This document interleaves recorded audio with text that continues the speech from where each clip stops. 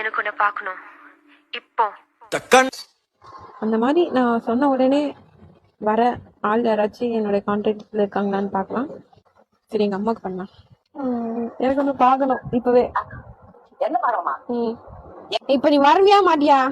பைத்தியா மாட்டேன் இப்பவே.